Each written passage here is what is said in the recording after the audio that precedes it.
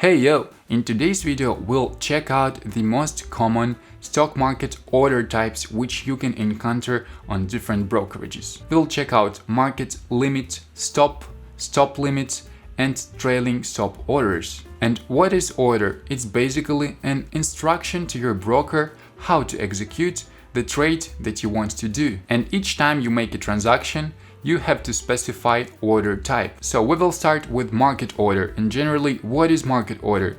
It is when you're coming to the stock market and basically not interested in prices and just saying, alright, I want to buy this stock, and the price actually doesn't matter a lot. Market orders are transactions meant to execute as quickly as possible at the current market price. And the next question which may arise is, what is the market price? Because those big numbers that you see next to the stock ticker symbol are actually not the market price. That is the last price at which that stock has been traded. And the market price is actually not shown directly. Nobody knows exact market price because it's lying somewhere between the bid and ask spread. Bid and ask spread is the difference between highest price a buyer is willing to pay and the lowest price a seller is willing to accept. And you want that spread to be as minimal as possible so that your market order is filled faster and with up-to-date market price. So when we are talking about market order,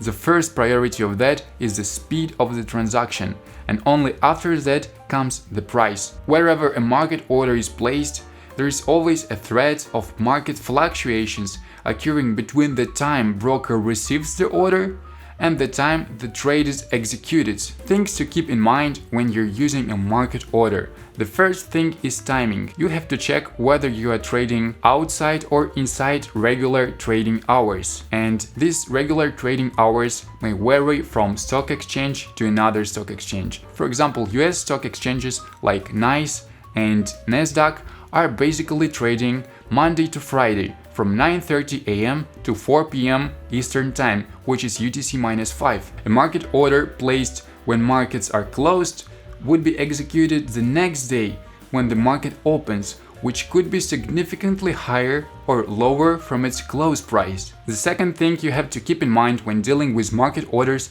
is the size of your order. And generally it should not be a big problem if you are trading a small amount of stocks, which I would recommend you doing first before you make a larger orders. Or you can try a paper trading account, which is not real account and that may be used for training purposes. And the third thing to keep in mind is liquidity, which is basically how many people are willing to trade that specific stock at the present time. Summarizing everything we said above, when do we want to use a market order? The first is we want to use it inside regular trading hours, and the second, we want to use it only with highly liquid instruments, like that Apple stock. The next type of order is a limit order, and basically this is when you come to the stock market and saying that I want to buy that stock with a specified price or lower, or I want to sell that stock with a specific price or higher. With limit orders, prior to placing an order, you have to manually set if buying the maximum price at which you're willing to buy, or this green area below that price because that is okay for you, and if selling, then the minimum price at which you're willing to sell that stock, or this red area above because you're okay to sell something with a higher price. And limit orders are designed to give investors more control over the prices. And the priority with limit orders is not the timing. The first priority is the price, and timing comes only the second. Summarizing everything we said above, when do we want to use a limit order? First of all, we want to use it when we are trading outside a regular trading hours. The second case we want to use a limit order is when we want to get more control over the prices we are paying for the stocks. For example, you have $100 remaining on your broker account and you have calculated that with that $100 you can buy exactly 2 shares, the cost of which is $50. And in that case, you want to be precise with the prices which you're paying, because if you set a market order for that and for example the price will suddenly be executed at $50.01, it means that you will be able to buy only one share, and the rest $49.99 will be lying on your account without actually being invested. And that is the case if your broker doesn't allow fractional shares. The third reason you want to use a limit order is when you're dealing with something with low liquidity, like unpopular stocks or bonds, and in that case the bid and ask spread is rising and you want to get more control over the prices you're paying for that. For example, if we take a look at this bond, we can see that the bid price is 83.8 and ask price is 85.4. That's quite a big difference, and we want to make sure that we use a limit order with that. And one more case when you want to use a limit order is when you're dealing with a highly volatile assets, like some risky assets or crypto, because volatility generally means a big price fluctuations over a certain period of time.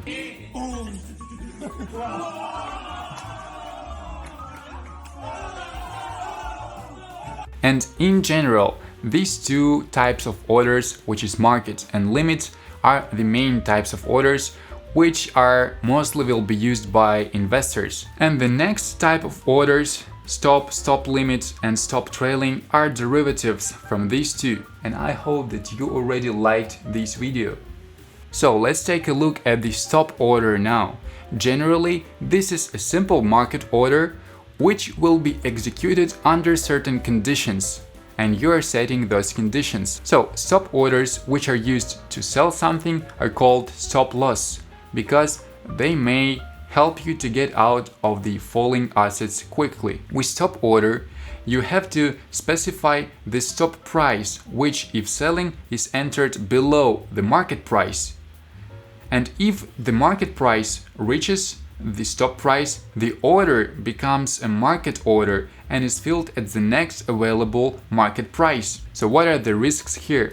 That the next available market price after our stop order converted into market order can be significantly lower than we expected, because this is a market. And if the market price never reaches our stop price, it means that nothing happens and we still keep holding our positions. A buy stop order is entered as a stop price above the current market price, and this is essentially stopping the stock from getting away from you as it rises, and this can be used when you want to buy a stock that rises, believing that it will continue to rise, so you wanna catch it at that particular price. You may ask me, alright Andrii, we understood that stop order is a type of order that executes under a certain condition when the market price reaches the stop price. But what's the difference then between the limit order and stop order, because both of them use a certain price as a trigger? And that's a quite good question, and there is a quite good answer for that. So if we take a look at these pictures of limit order and stop order, we can see that these green and red areas are opposite to each other. What does it mean? It means that if you're using a limit order, this is technically impossible to set a buy price above a market price, because it will be immediately filled, because this market's price will be within this green area. And the same if we use a limit order with the sell price below the market price, it means that it will be still immediately executed, because the market price will be within that red area. It means that technically we cannot use a limit order to sell something below a market price. And this is the case where we need another type of order, like stop order, where we can set the stop price below market price.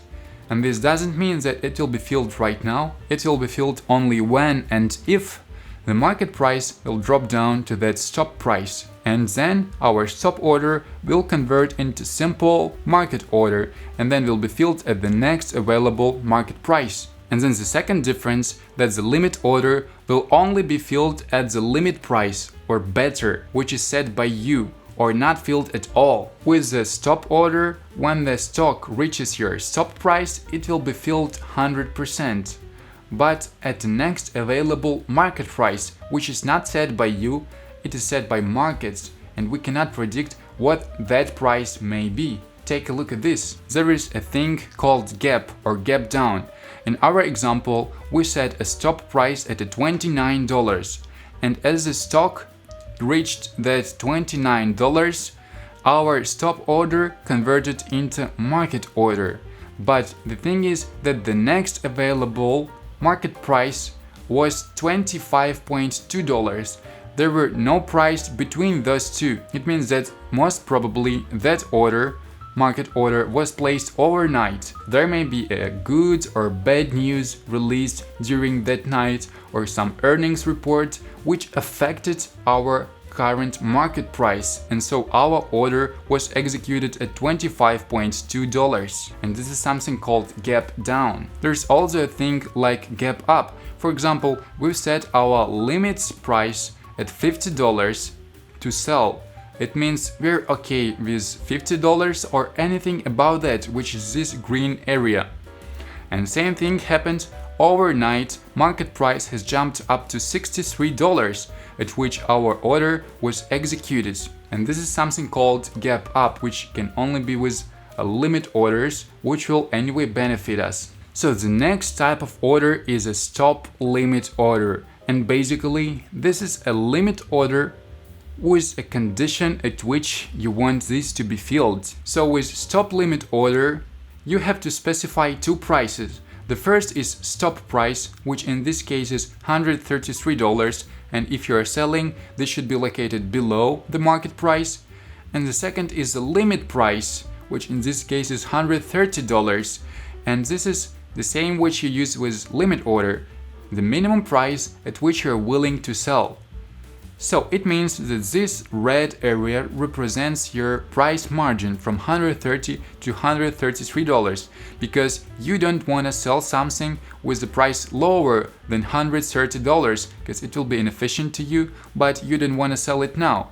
And again, if the stock fails to reach the stop price, the order will not be executed and you will still keep holding your positions, and a buy stop limit is entered with a stop price above the market price, and again essentially stopping the stock from getting away from you too much, so that you can buy it if it stops rising and you believe it will continue to rise, so that you're catching it with that specific price. And this order may not fill if the price is rising too much and the next market price will be above your limit price, then this order will not be filled. So what is the difference between stop order and stop limit order? And basically, stop order ensures 100% execution, while a stop limit order ensures execution at a desired price or otherwise will not be filled. And the last type of orders for today is trailing stop order, and this is basically a kind of stop order, but in this case you can set a stop price